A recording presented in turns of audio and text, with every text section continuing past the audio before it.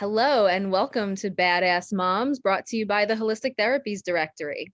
I'm Nicole Cruz, super busy mommy coach. Today, I am extremely excited to welcome Joshua Castillo. Joshua is an elite parenting coach and early childhood consultant. She delivers a fresh perspective, effective strategy, and empathetic support, laugh included. Joshua, thank you so much for being here. Thank you for having me. So excited. So excited. And so for those of you who don't know about Joshua, some of you might have seen her on my Instagram TV, but what I love about you, Joshua, is that you're so down to earth and that this is like a guilt-free, shame-free space for moms to talk about issues that often are invisible, and because we're not supposed to say certain things, we end up feeling like we're the only one in a situation. And so I know we'll get into a lot of that today, but for those who are listening, I wanted to make sure they have that context because I think that's something that makes you really unique. Yes, I think there's so many things that make parenting hard, like kids who have allergies, kids who are picky eaters, diaper blowouts, cranky kids who won't nap. Like there's so many things naturally that make parenting hard that why do we layer on top like social taboos and shame and guilt? Like it makes no sense to me. So I think I love to approach certain things head on. Like there's nothing horrible you can tell me about what you said or did with your kid because I understand human nature. So if we get that off of our chest, then it's really so much easier to figure out, so what do I do instead when I have that same feeling? Because the truth is we cycle in, right? You're going to feel those same feelings. So it's about being open enough to say, I have the feelings, so what do I do? Instead of blank, blank, or blank. Mm-hmm. Yeah, so let's name some of those feelings or some of those things that people do with their kids, and that it's worth having a space to discuss it so that we can figure out what to do next time. Right. So I think a good example is, so today I wrote a post about the time that I spanked my child, which I think, like a parenting coach, I was like, okay, people are either going to be like, ah, like even you had this moment, or they're going to freak out. I will never work with you because you lost it, right? But it was literally just playing through all the dynamics that led to that moment.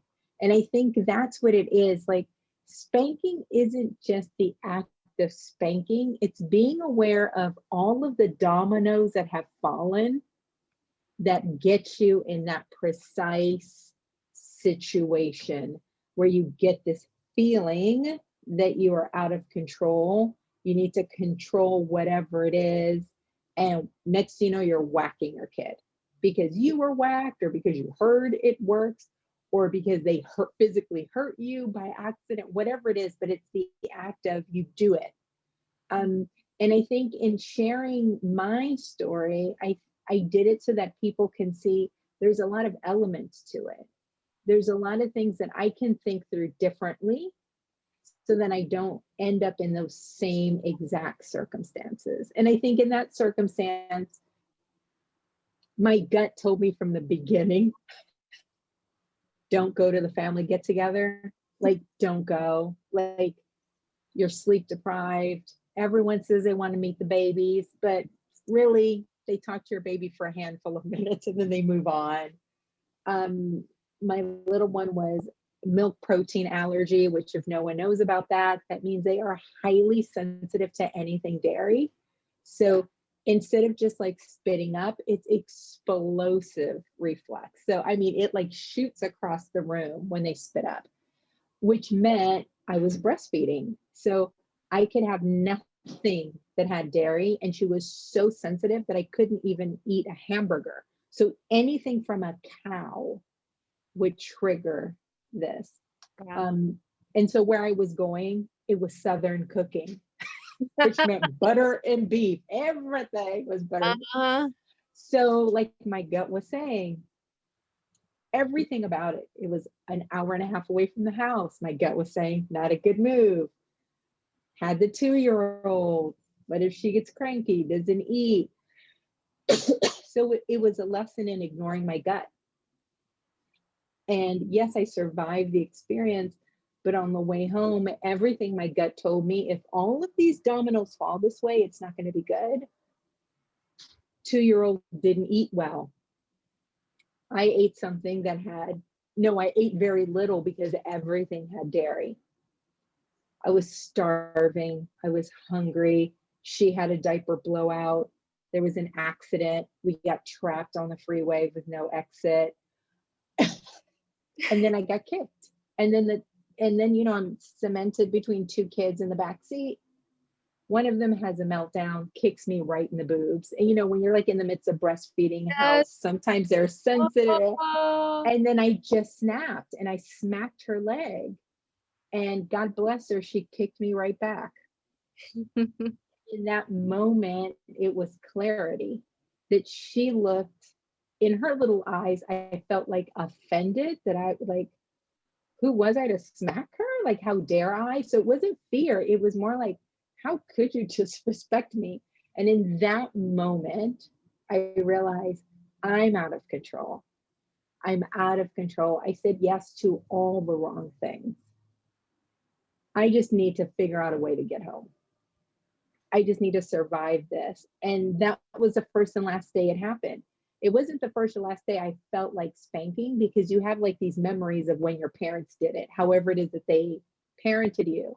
But I would have the moments and I'd say, right about now, I would be getting spanked. Or right about now, if I did it my parents' way, I'd be spanking my kid.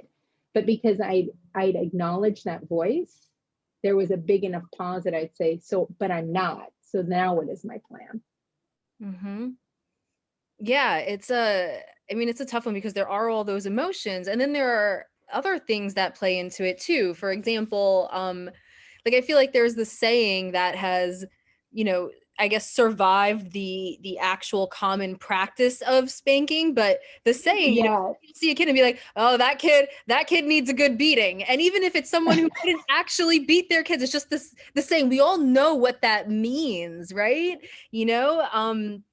And then there's also the fact that sometimes you don't know what else to do. You're like, I need to stop this. Like if you have one sibling attacking another sibling, it's like, I know I need to stop this. I don't know what else to do. My parents would have spanked.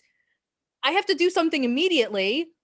All I can think about is spanking. That's my only option. So I'm going to do it and I'll have to figure something else out later. There's so much that can happen. Yeah, I mean, like, thankfully, I ended up with a relatively, like, very calm kid. But I've thought about it before. Like, I'm with another kid.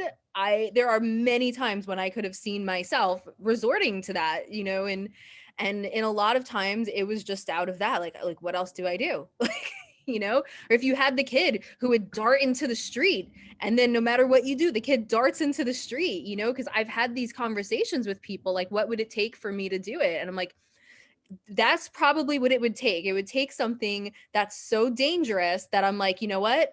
The pain, weighing both sides, the outcome of them not being disciplined severely is too bad. Like it's just too horrible where it's worth it, and it's, I think, Yeah. I've said this in our And I conversation. think I that's, wish in those moments I have you on my shoulder, those moments where it's just like, I don't know what to do. And for me, it's not spanking, it's other things where I'll like, get nasty or yell or just act unfairly. But it's like, or those moments where I'm just stuck and I have to do something and I do something and I'm watching myself do it like, well, that's horrible, but I can't think of anything else. So I'm just going to do it anyway. And it's like, the time I had my 5-year-old stay up until 1 o'clock in the morning to finish his schoolwork because I'm like, he's testing me. And this seems really harsh, but I don't know I can't think of a better way to handle this right now. So I'm just going to go with this. And I mean, he learned his lesson. He got much better at time management after that. But I'm sure if you were on my shoulder, you would have known exactly what to do.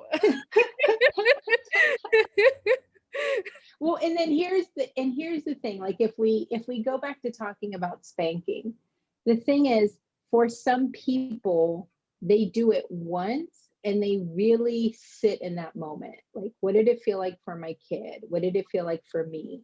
Why did I do it? Do I plan on doing this again?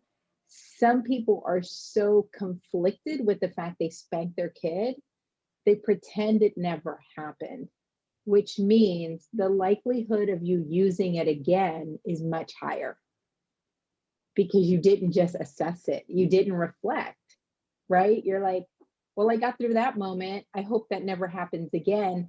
But you didn't assess anything, right? Because it wasn't the only domino. There were other dominoes there. But if you're pretending it didn't exist or it happened, it's over, those same dominoes are going to line up. And because you pushed it out of your consciousness, you're not going to notice they're lighting up again. And next thing you know, you've become a spanking parent. And that was never your intention, but you ended up there. Right. And then your kid is just locked into like, when we get to this point, like, this is now what happens. And I think it's important for people, whether it's taking things away or throwing toys in the trash or yelling or go sit in timeout, all of these adult reactions are the same thing. The dominoes are lining up and you're looking at one, you're looking at two dominoes. And I'm like, but how many other ones set this in motion? Mm-hmm. Right? So whenever you're panicked or like things have just, the train has fallen off the track, I think one of the things is parents are pressured to always know what to say or do, when you're not always going to know what to say or do. I don't always know what to say or do. But what I do know is that we can't keep moving forward. So you have to stop or slow down the momentum. You just stop forward progress, right? So if your kid is flipping out, say at Ralph's, whatever supermarket, if you keep talking, you're continuing to feed the forward momentum. If you're dragging them across the floor, it's forward momentum. If you literally just stop and stare at your kid, you're stopping the momentum. You're slowing it down. So then your kid is like, what the hell? Well, there should be a scream or a stomp or a threat coming out of my adult's mouth.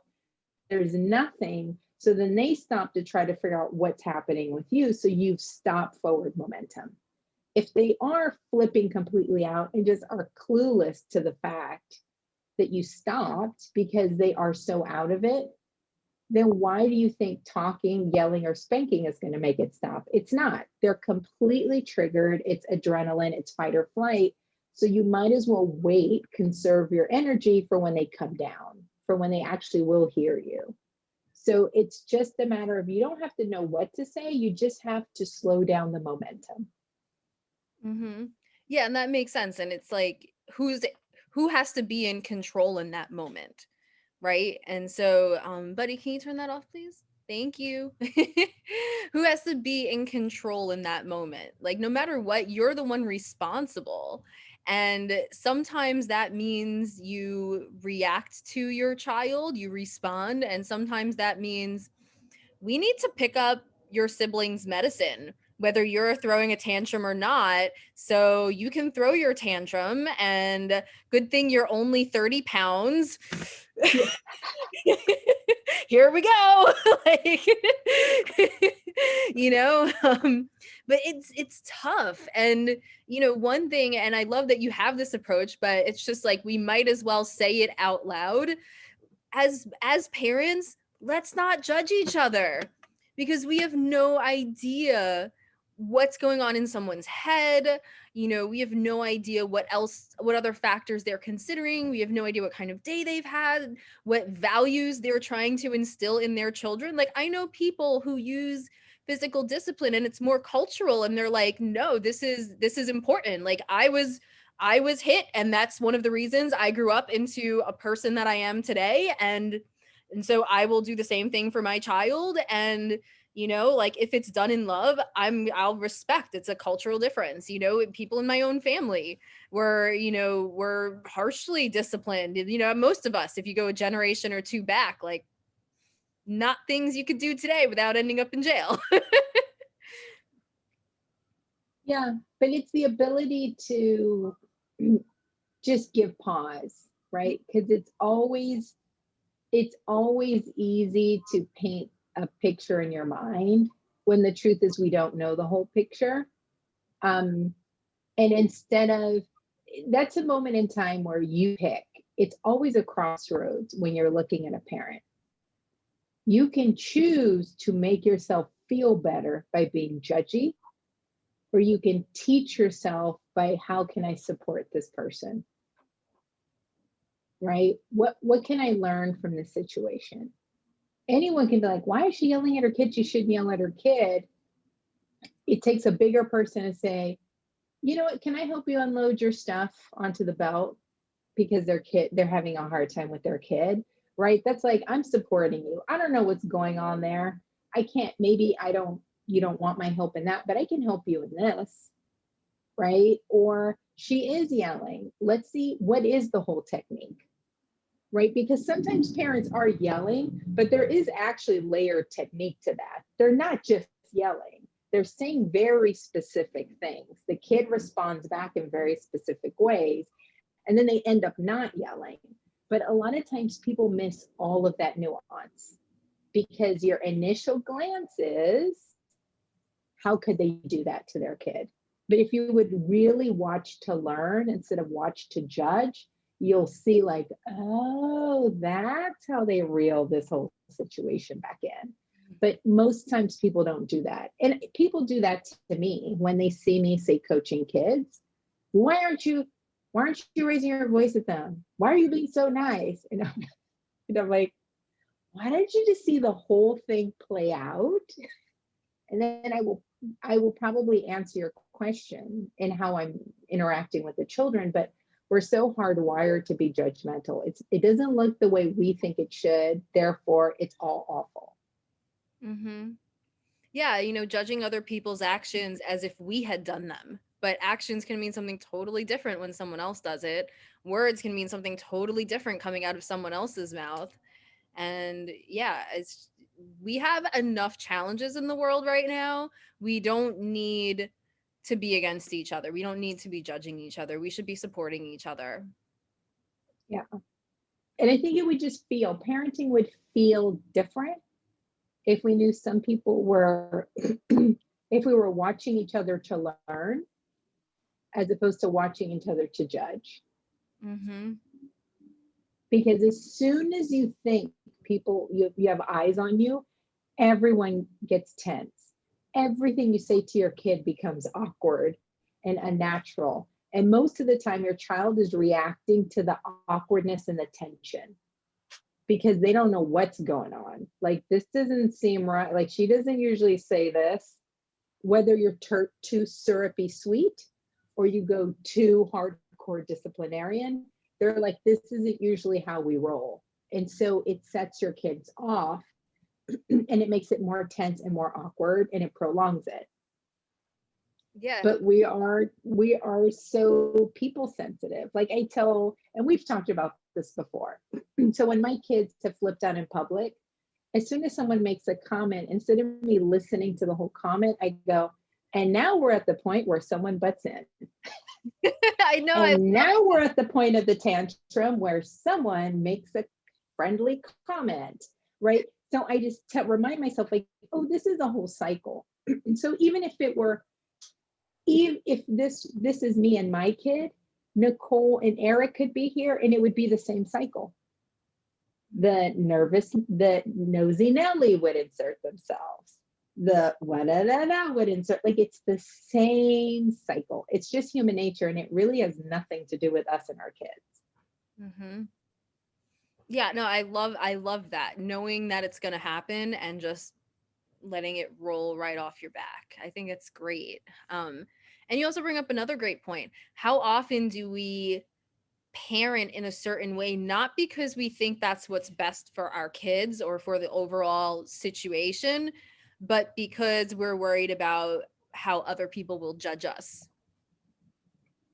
And that's like huge, I think, for young moms who have a lot of exposure to a lot of other people who are opinionated, whether that's your little mommy circle that seemed like the right fit until you realize my kid is really different from their kid. So I have to like, I feel in my heart I should parent different, but I have this pressure to be like this group.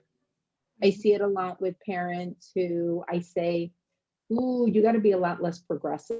Like it doesn't quite work right now. We have to be a little bit more traditional. I think your kid will respond to it better.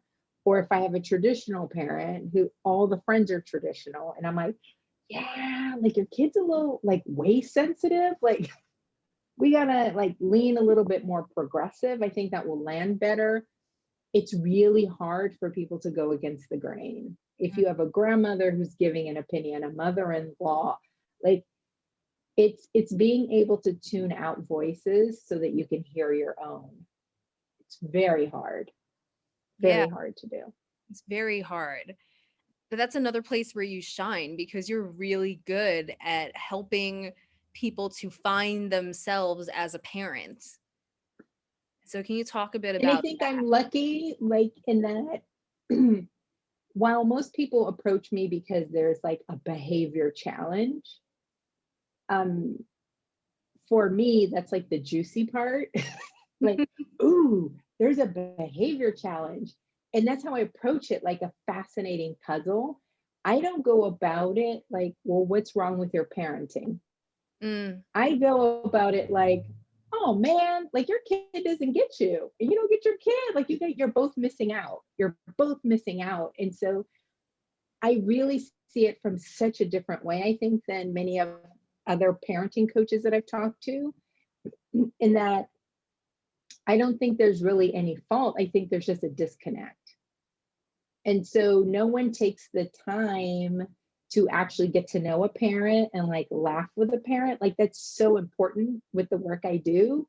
mhm. I like to know who's a Raiders fan, who's a Steelers fan, who likes their matchas, who thinks tea is awful and only likes Starbucks.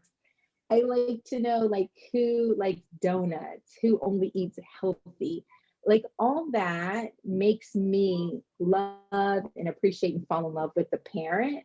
Therefore, well, I love you. And then I fall in love with your kid. And then it's so easy for me to give you tailored strategies that other people just come out of the box. Well, you're not talking to your kid, right? You're not. So it's like the deficit model about what someone's not doing.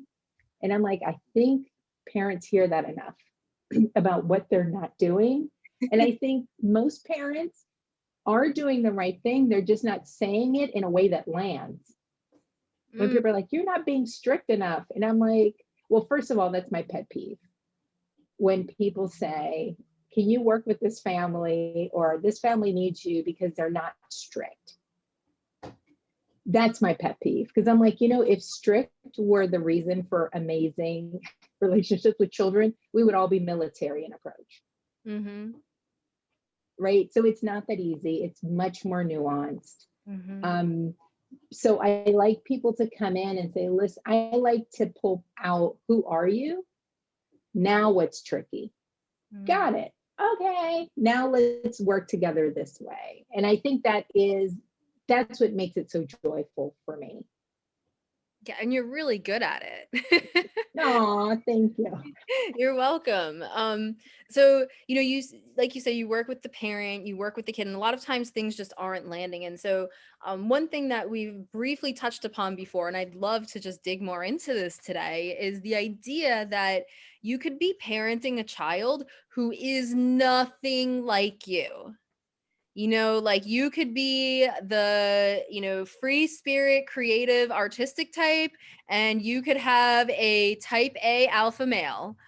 And so there are a million ways that these mismatches can happen. And I mean, I've seen in my own life, my own family, just, how it can end up almost kind of tragic when a parent who has the best intentions just can't seem to land right with the kid in certain ways, or there is that mismatch. And so I'm wondering if you could talk a bit about that, maybe give a few examples. And I mean, I think I've told you Eric is almost a carbon copy of my personality, but there is one major difference. And so then maybe we could use that as an example at some point too. I think it's one of the things when I work with people that they feel it. And when they say it, they always state it almost in a negative. It's pretty much always a negative. He's nothing like me. He's nothing like me. And I think what happens is you get stuck in that narrative that your kid is nothing like you. And therefore it's foreign to you. So you are never really going to work toward forward progress. So I always tell people, if you admit, like, I'm highly mellow optimistic. And when I have kids who have really strong tempers, to me, it's so foreign. Like, and I'm like, oh, I would have taken picky eater over like bad temper. Only because it's so opposite of my nature. But once I accepted it, I'm like, how fascinating to live life with like this kind of fire. So once I saw it as like, it's fascinating, how can I help them navigate it? How can I help them bring it down a little? But my goal is not to quench their temper at all. It's just to help them manage it, right? And I think that's what is the tricky part. So parents will have, say, the creative will have the like detail-oriented nerd. And instead of like, what happens is most of the time you want to force them into your world, to make them be creative, to make them like enjoy art, to make them. And the funny thing is, the nerd will enjoy art if you introduce it using his vocabulary. Right? So and I think that's what I help parents do. Like, you will be on the same page. We just need to figure out a language that both of you understand. But it is, I feel, very challenging when someone's mellow and they have a really intense kid. And they're just like, I don't navigate the world like this. I don't. But it's really, you need someone to help point out they're not always tense. But because it's so foreign to you, you don't know how to read your kid because you're always tense, right? The ability to say, my kid makes me walk on eggshells is very freeing, because then we can see when you're not walking on eggshells. Mm-hmm. So I think it's the ability to say it in a way that isn't so blocking both of you in. Like, my kid is really fierce and I am gonna figure out how to help them navigate in the world. Feels a lot different than, what do most people say? Oh my God, my kid is a hothead. I don't know how they're gonna get ahead in the world. Yeah. Right? My kid is so shy. Like, how is that gonna serve her? I gotta get her out of her shell. So it becomes almost this blind challenge to change your kid, as opposed to get to know your kid and help them navigate. So for people listening, Zoom will automatically show them your video. They haven't been seeing this. Eric joined me over here and he's been tapping my face and pulling my hair out, and look at that cute smile. I'm here to ask you something. Oh, you're here. He's here to ask me what's up, buddy. Does plushies rotten when they get wet? They can get kind of moldy. Yeah, right. Some of them do, some of them don't. But right now I have to focus on this conversation, not on plushies. Does my plushie get rotten? I can't right now. I can't, okay? No, you can't put your plushies in the water. Okay. So back to the conversation about parents being totally different. It's like, I think it's normal to be biased towards ourselves, right? Like we can see all of the beauty in our own traits, but it's much harder to see beauty in the traits of people who are opposite of us. It's easier to see their drawbacks, you know? It's hard for us to see the ways that we're annoying and ineffective in the world. It's really easy to see the way others are annoying and ineffective in the world. And Yeah. we have that bias, but in reality, it's like, you know, traits are traits. Traits can be channeled for positive or channeled for negative. If you try to suppress them, they're going to come up probably in a negative way. And if you can recognize, like, this is my child, these are their traits, let me teach them how to channel these traits for maximum effectiveness in the world, for maximum, you know, benefit to themselves, to the world. It's just like, it's a completely different approach, but most of us weren't taught to think that way, you know. And it's also Right. hard because even if you recognize that, that's like a really great first step, but then what do you do? If they're totally different from you, it's much harder to know how to actually do that. Right. Well, and it's both sides of the coin. So you can say, I'm not really self-confident. I wish I had all these different traits. And then you like birth this magical kid, right? Who is like confident and, a leader and likes to take charge and doesn't care what people think. And then because you feel like you're missing that or you wish you would have had it, you push that kid in that one direction nonstop. Instead of, our job is to teach them both sides. What is it like to be calm? What is it like to be a follower, not always a leader? To know that it's actually a choice, not an expectation, right? The loud kid, the center of the party, doesn't always have to be the center of the party, right? So it's the ability to figure out, like, what am I putting on my kid? What am I putting a lot of pressure for them to repeat or be? Am I actually giving them space to evolve? Right. And that's kind of the beauty of school, because you go with one teacher for 1 year and then you go to a whole nother classroom. So you can almost rebrand yourself, if you will, right? Because even the kids in your class get shaken up. So some people remember you exactly the same, some people don't, but everyone comes back a little different. The problem with your family is you're with them all the time. So when it doesn't work well, we parents trap our kid into whatever version is comfortable for us. And so we don't allow the evolution to happen. So that's why I tell people, I know you want your loud kid not to be so loud, but if, say we're coaching them from 1 to 5 and 5 is like they're screaming their heads off, your natural instinct is to coach them to 2. And I'm like, it's actually not your right to coach them down to 2 because you don't know if they're going to need 5. So why would you eliminate 5 completely?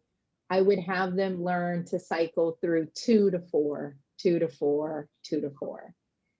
Eric, are you saying, Mama, don't forget about me? Yes. I love those hands. But I've noticed you're still there. one of my get moldy when I put them in water? I don't know. You know what, Eric? You know what my suggestion is? Because it's hard for you to wait, right? You want the information. Can you, while Mommy and I talk, can you line up your plushies? Which ones you think will be okay if they get wet? Put them on one side of the floor. And then the ones that you think are super delicate, that really shouldn't even have a drop of water, put them on a different side. So then Mommy knows how you're looking at your different plushies. Can you do that while we talk for a minute? Okay.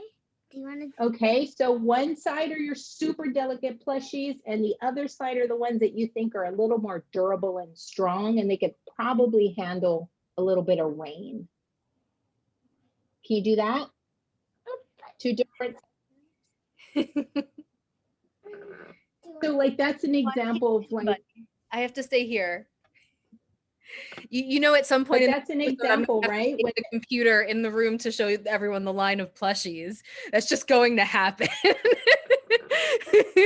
Right, but then our hope for him is, because that's probably like what his expectation is is you're always thinking about how do you move your kid forward a little bit, right? The dream is, hey, buddy, I'm talking. Okay, mom, I'll leave you alone for an hour, right? That's like what we're working toward. And I always tell people that's like the long-term goal, say 12, 13. But people think like, no, I want it now. And I'm like, that's not how human nature works. Like it's like a love tag. It's like, oh, you're so into this conversation with Joshua. Are you still remembering me? Or that's the laugh you usually give me. Why did you give her 3 of those laughs? Like it's so much more nuanced. And people are just like, my kid is bothering me. And I'm like, no. They're noticing little things. So like we're asking him, because I know he's a busy, deep thinker, he needs more data than what you gave him. So he's not going to stop asking you. So what we do is ask him to do part of the work, right? So why don't you now sort them? Which are the delicate ones, which are the more durable ones? And say he lines them up in your room because you know your guy. Then we're going to say, you know what, we can't go. Can you bring out the more durable ones first and line them up? And then you tell him where to put them, right? So we're constantly meeting halfway. So I'm still giving you feedback. You're still important to me. I'm still tied in, but we're meeting him at an age appropriate spot. Yeah. Instead of like, oh, I'm on a call, I'm on a podcast. It's like, remember guys, we slowly get to that big goal, right? It's the marathon. You don't just start running and you're at the finish line. Like that's not how it works. It's not how it works. You like do a lot of self-talk. You do a lot of, oh my God, why am I here? Mm-hmm. Why did I have a kid? Oh my God, he doesn't understand. I should have given him a snack. Like it's all that. Like that's all part of the marathon of parenting. And it's not bad. Like it's supposed to happen that way. Yeah, and it's fine. Like he's 6. He's supposed to want attention from his mother. Like, thankfully, I own this business, so I can decide that it's totally appropriate to have kids interrupt you while you're working. And there you go, family-friendly policies. I've had guests on here multiple times who have been interrupted by their kids, and I'm like, oh, that's what we're about, but it can be tough if you have your job and you're on that Zoom call with the client, and it's yeah, but it's all about, remember, everything about parenting is baby steps. The myth we're given is that it's big leaps. If you're strict and you tell your kid, don't interrupt me, I'm on a call. And so everyone believes that's how parenting works. And I'm here to tell all of you that's not how parenting works. So the only way you get to have your kid, you and I have had a couple of calls. So he knows that I'm not actually competing with him, that I am okay to be second and for him to be the shining star. So look how long he's been gone at my suggestion, right? Because he knows that I will back away if he needs the stage, right? And for me, it's not a power play. It's not a power play. His interest in the durability of his plushies is a pretty fascinating question. So that's how I see it. And I think people don't read kids' questions that way. It's like, it's a kid question. And I'm like, you know what? Sometimes it's a pretty significant question they're asking. You just don't navigate the world that way. So you can't see it. Yeah. So there's a video where they give the plushie a bath, and he wants to give his plushies a bath. And I told him I don't think that's a good idea because they could get really moldy and then we have to throw them away. So that's where, that was probably like 2 weeks ago. And that's where this came from right now. No, you're absolutely right. And knowing what they need, what are different ways you can fulfill that need. Right. So a lot of times there are situations where I'm like, I know what he needs right now, but can't fulfill it. So guess I'll have to figure out something else to do instead, Yeah. So you just do the best you can. I think people keep looking for perfect or right. And I'm like, there's only a handful of those moments, right? Like I wanted to take the girls to Disneyland and I was like so pumped, but I have too much information in my head about kids and outings. And I'm like, Disneyland costs how much? Like, I want them to remember it. And I'm one of those, like, I want to go at opening and leave at closing. Like, I'm one of those people at amusement parks. So I'm like, okay, well, what age? So I finally thought, we're here. We're at, I think they were 5 and 7. Like, we're here. I think we can handle big Mickeys walking around. It's perfect. This is the weekend we're going. Oh, we had meltdown. We had at one point someone rolling all over the floor outside the restaurant, just rolling and screaming. Then she took it up a notch and threw off her shoe. And I just realized we are in Disneyland. She will remember it. We're gonna stay till it closes.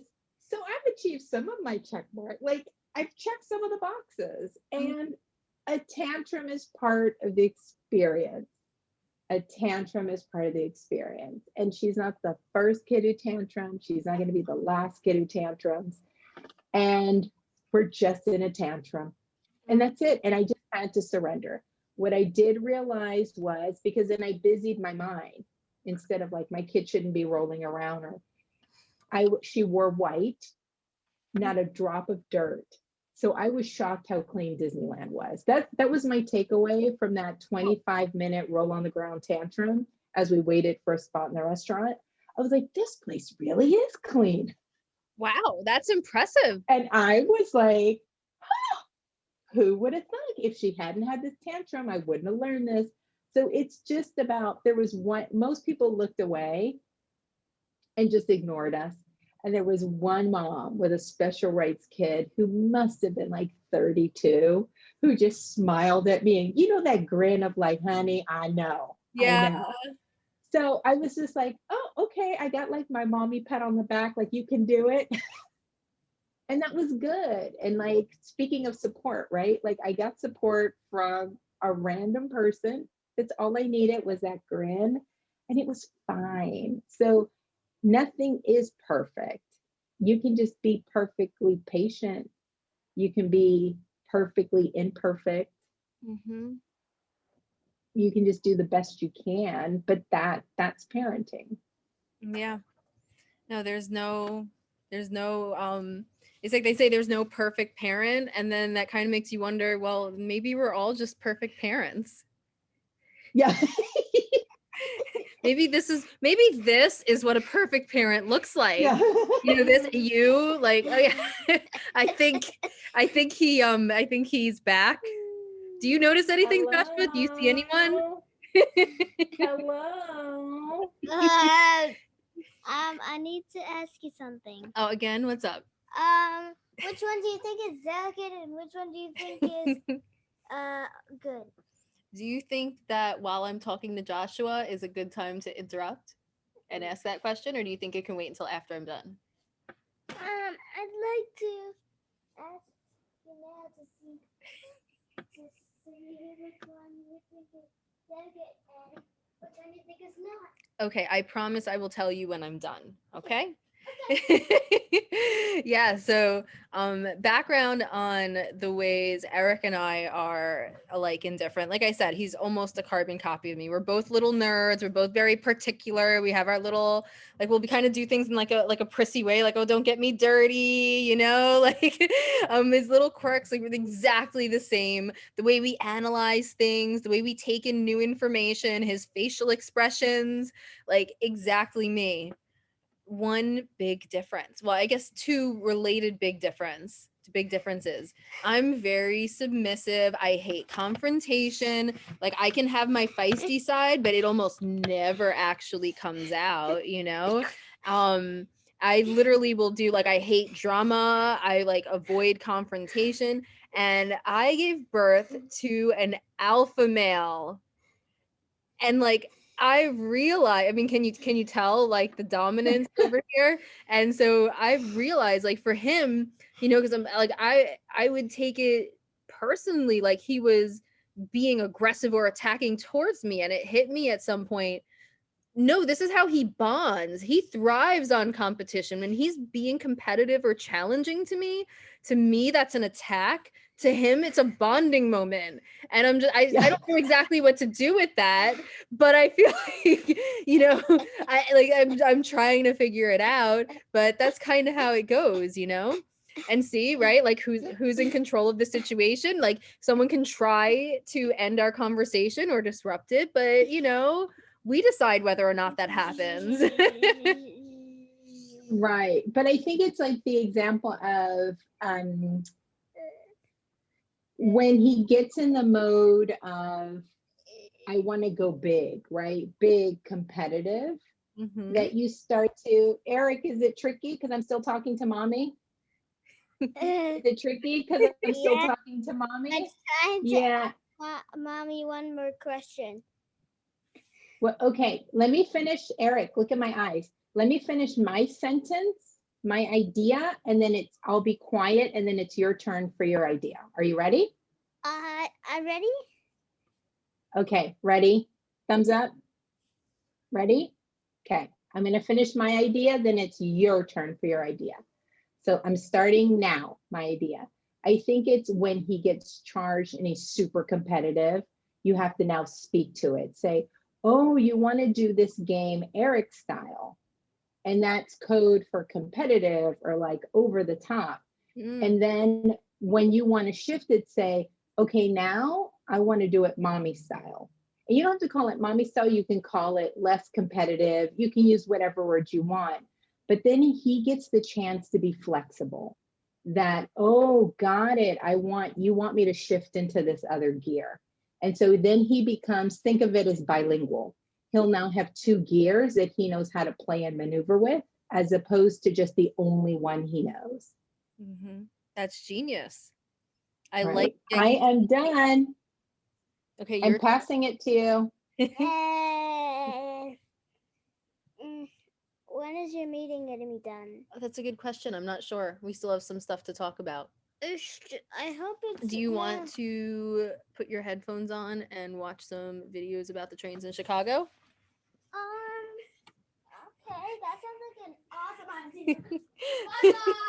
Bye-bye. Bye. And don't forget to put the headphones on and not to talk, okay? He is like, and he has a little bit of an entertainer personality. And so the idea that there's a camera and he can be on the video with me, and then he can go back and watch this video of him going like this to my face and laugh at it, it's just like, it's like his dream. And, he has two parents who are, fitness and holistic health coaches and who do a lot of work online. And so he's like, to him, grown-ups make videos. That's just that's like part of normal life. And so he grows up, like he made one the other day and I posted it. It was like, hey mom, he texted me a video like, hey mom, I just want to tell you that your work is really important, but if you get it done, we can play later. And if you don't get it done in time, then we'll have to just do our work until we go to sleep. And he went on about, it was really cute. Yeah. Yeah. Yeah, because he knows, he's like, she does video, so let me just use her language, right? Let me pop into her arena. Oh yeah, so many of my videos, for those of you who don't know that I am, online, the super busy mommy coach, how many of my videos start with, hi super busy mommies and hi super busy Erics? Yeah. It's definitely a dance, but it's about, like if you think about bikes, how they have a lot of gears, a car has a lot of gears. We're just teach our kids how to use all of their gears, but the only way to teach them is if we start to figure out how to use all our gears. Right? Some people just never go in neutral. And I'm like, you gotta like be in neutral. Without revving the engine. Stop, take your foot off the gas, just be in neutral. Right? And that's specifically to all of you people who are doers, constantly have a list, multitasking, like you, but they complain that their kids never sit still. And I'm like, well, you never sit still. So how can we teach a skill that you haven't mastered? So you probably don't even know how to teach it. And that's the thing Most of the time we know what we want to teach, but no one has taught us how to teach that skill to someone else. Mm-hmm. Yeah. No, that's true. I love that. It's like the idea of, the kids doing something and it's like, and where do you think they learned that from? It's like we know which way to point the finger every time. Like everything. Like, where did he start saying that from? And then 2 days later I hear myself say it like 5 times in a row. And I'm like, since when did I start saying that? Yeah. And you're like, oh, I guess always. Yeah, I guess I've always been doing that, or his little things. And, the way we treat our kids is we're teaching them how to treat other people, and it's hard because they're kids and sometimes you have to be the grown up and them the kid and, like, no, stop, especially with something dangerous. And then when they come out and do it, you're like, where did they learn that attitude? And it's like, yep, that's how from us. It's from us Yeah. always. And then even bigger than that, like I tell people, remember the systems that you use become familiar. Kids aren't really critical thinkers and knowing like, oh, this is how my mom, she yelled because she came from a yelling family. No, what happens to them is, oh, yelling is how love is transmitted. So then they get overbearing little friends who yell at them or call them names or don't let them they never get to do the fun part of the game. They're always being bossed around. But I'm like, but if that's how you interact with your kid, then they go for what seems familiar. And then people get shocked. Oh my God, like the kids boss him around all the time. And I'm like, yes, but it's a mirror of your relationship. Like you never let him have his own idea. You're constantly telling him, don't get dirty, don't eat that way, da da da da da da da da. So he goes for that same construct when he's looking for friends. And I don't think people necessarily make that connection, which is why I say, remember, if you're a yeller or if you're a hitter, that becomes okay for little kids to do to your child as well, because you've normalized those reactions to difficult situations. And so parents never see that. It's rare for me to encounter a parent who sees that connection, but they get really upset that a kid has hit their kid or that a kid yells at their kid. And I'm like, no, but you've normalized those reactions to difficult situations. Mm-hmm. So your kid is like, well, I get yelled at, right? And then fast forward, it starts dysfunction, right? We start to see it. So that's why you have to be mindful about how you react to things and how you navigate so that your kid can see a healthy spectrum. So yes, you're going to lose your effing mind. You're going to lose your marbles. It should be rare. It should be because your kid turned on the stove. It should be because your kid flushed money down the toilet. It should be because your kid hit another kid, right? To me, that's appropriate spectrum of reaction. But if you're screaming and yelling because your kid spilled water, I'm like, it doesn't match the circumstance. But you're teaching your kid that something that minor elicits this massive reaction. And so that's why you have to be okay and permissive, just like you have to be extreme. But unless you're reflective, you literally don't know what you're doing, right? You will have no real memory of it. And you have to have a memory of, I don't flip out over spilling the Cheerio box all over the floor, right? This is a learning moment. I can teach them to sweep. I can actually teach them how to bring it down off of the counter. I can maybe they do this all the time. So maybe I should have it in a different drawer. Maybe I should put it in Tupperware with a little lid, right? It's a learning moment and you should have a spectrum of reactions. And I think that's the key to parenting, to have a spectrum of reactions. If you're stuck with one reaction all the time, that's when I'm like, what's happening? Are you overwhelmed? Are you depressed? Are you pissed off? Are you angry? Like, what is it? There's something that's you're just not in sync with yourself. And it's coming out with your kid, but it doesn't have to do with your kid. Yeah, no, that's That's so true. And having all these different tools in your toolkit, like I like that the way you're explaining it is that none of these are necessarily bad. It's just under what conditions is it effective to use them? Yes, Hmm. you have to have a lot of tools, right? You can't just have a screwdriver, right? You're going to encounter a nail. I mean, you could turn the screwdriver the other side and try to hammer it in that way. But it's like people get stuck. And that's why I tell people study a lot of different parents, because a lot of people are like, I only want to use this philosophy. To me, that's equivalent to I will navigate my entire life with a screwdriver. And I'm like, you're going to need a tape measure. You're going to need a hammer at least. Like, you're going to need at least one or two more tools. So why would you close yourself off and say, I'm only following this philosophy? It makes no sense, right? What if your kid is put together with Velcro? How is the screwdriver helping you?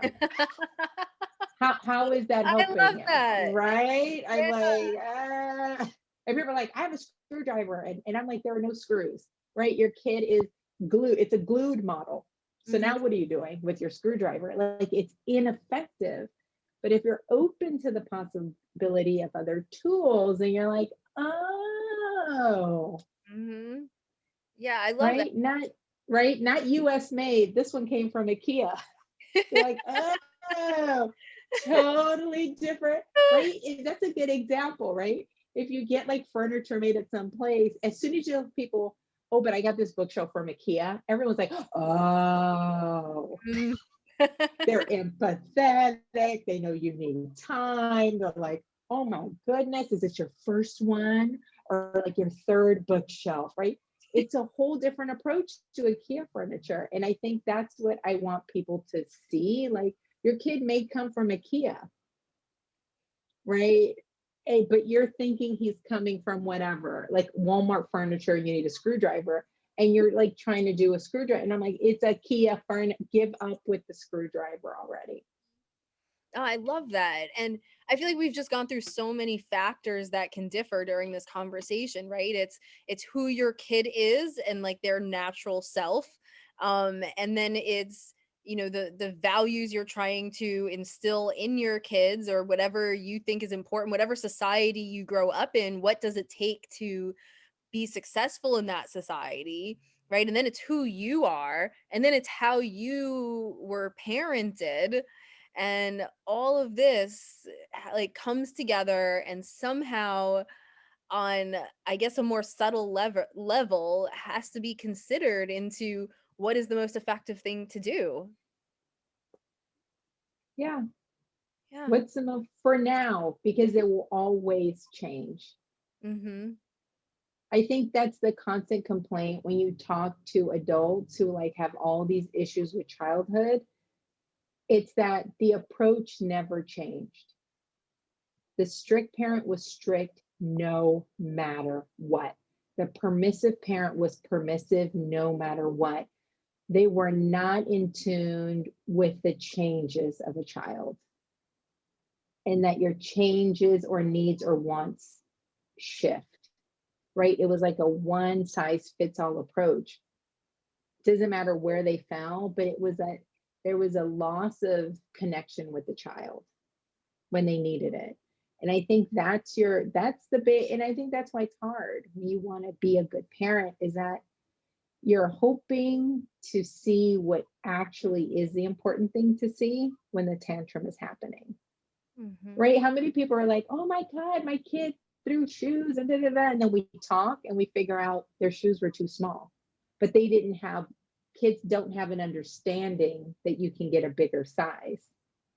So they're just like, these are my shoes. And you keep forcing them to put their shoes on and you put their feet in. And why can't you?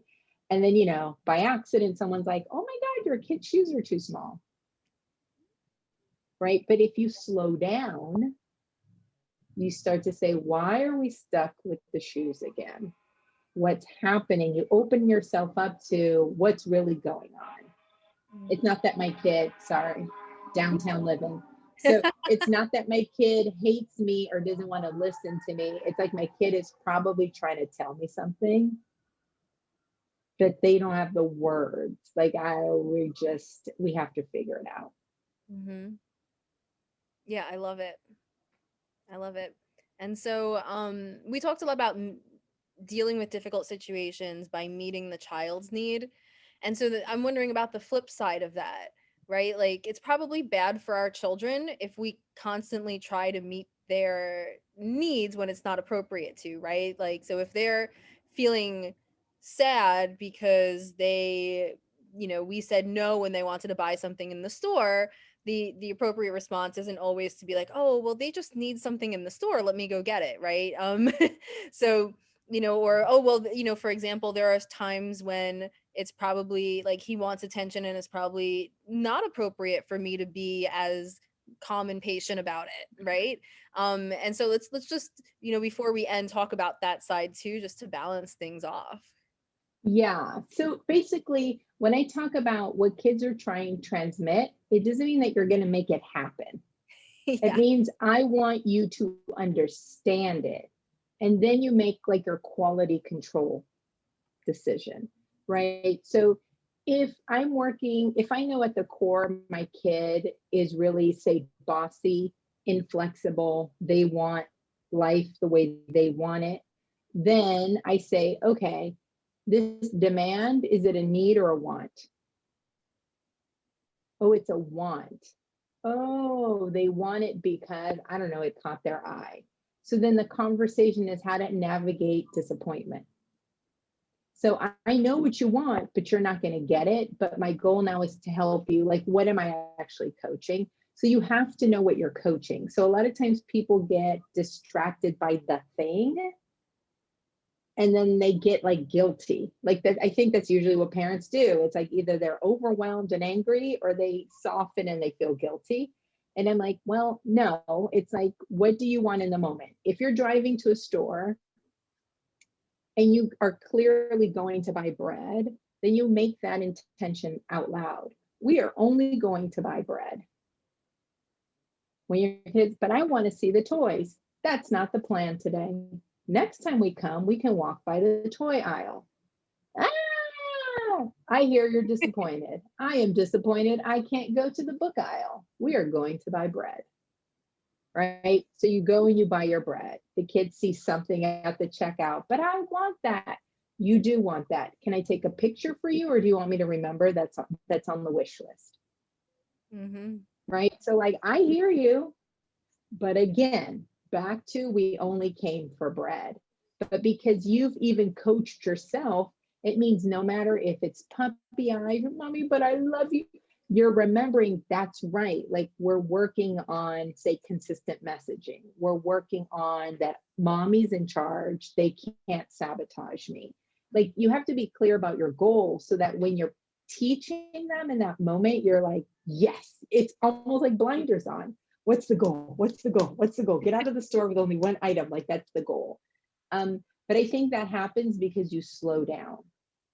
Instead of living life so fast, you do have to narrate so that your kid understands like, oh, I can make a request, but I can't make demands. Right? So I can yell at my mom and it pretty much never happens. Right? So it's the ability to say, you know what? You've yelled at me 3 times, you want a Snickers. Every time you yell, I say no. I would say some people write a note. Can you buy me a Snickers, please? Some people say, Mommy, can I have a Snickers? So I like give them a couple of different approaches. And then I always set them up for the response. Remember, when you ask, I might say yes, no, or maybe later.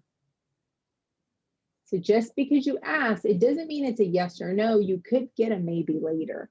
So I start to set them up for, right? The idea is not how your children respond to you, how they respond, what they expect from you is what they will expect from other people. So you have to give them enough tools that they can navigate without you, right? So you have the people who are like, I never say no to my kid.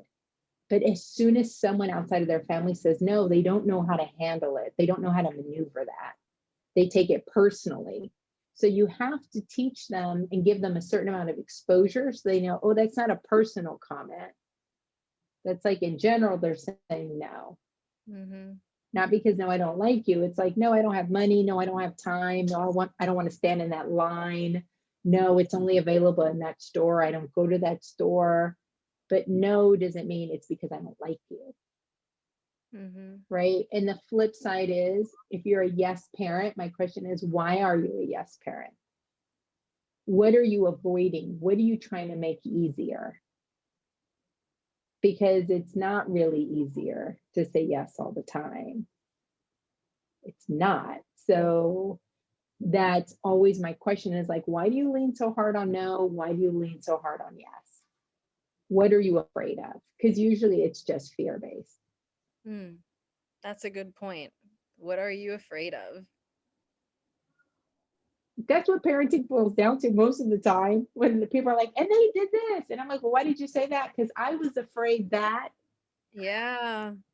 someone was going to say something. I was afraid that he would knock over the whole display. I was afraid that. But usually I'm like, okay, so if he did knock over the display, and then what? Like, the whole store isn't going to come crashing down. Just the cookie display comes down. Like, and then what? And then what? Mm-hmm. And usually if you go past your and then what, it's not as terrifying. It's just we're afraid to go past the and then what. Mm-hmm. Yeah, that's really true. So you've dropped so many bombs, good bombs, knowledge bombs. I love it. Every conversation with you is like my own like private mini lesson on how to be a better mom. So we just have to do a lot more episodes like this. Yeah. But give people an idea of like what exactly you do, how you do this work, where they can find you, where they can get in touch with you, and your conversations that you have opened up where that they can join.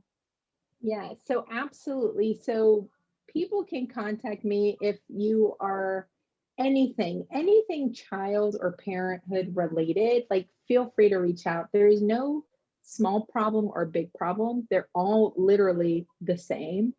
So you can reach out through Instagram, you can send me a DM, and everything is Ask the Child Whisperer.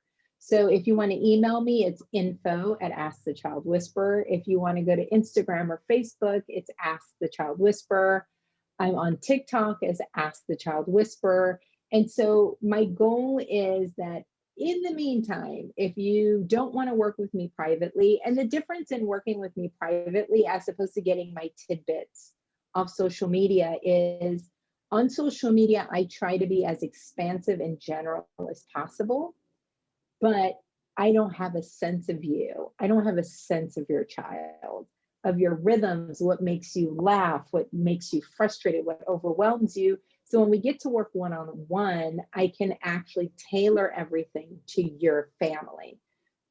So I have a group program that it's called Parenting with a Village, because I believe hearing other people's stories really helps you, especially when we talked about guilt and shame. You start to realize I'm not the only one. Everyone's been petrified at the same time, right? So I'm available one-on-one, and I'm also available in a group setting. And, always reach out, even if it's a response to something I post. I try to connect with people and make everyone feel like your job is actually to enjoy your child, not to do parenting right. Oh, I love that. It's to enjoy your child, not to do parenting right. Oh, But gold. people often live it backwards. And I'm like, no, that's not actually your job.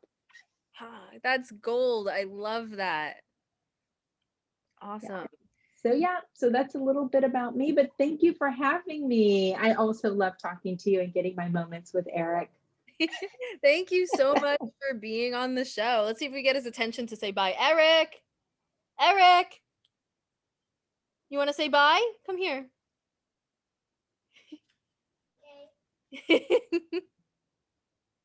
Bye-bye. Goodbye, my friend. Have fun with your study. I can't wait to see the evolution of the plushie, Yeah, we'll where have that takes them. to send you some That will be a good investigation. Have to send you some pictures of that. Yeah, thank you so much. Always great chatting with you. and we'll be having more Likewise. talks, I'm sure. I'm sure we will. Yes. All right. Have a great rest of the day. You too. Take care.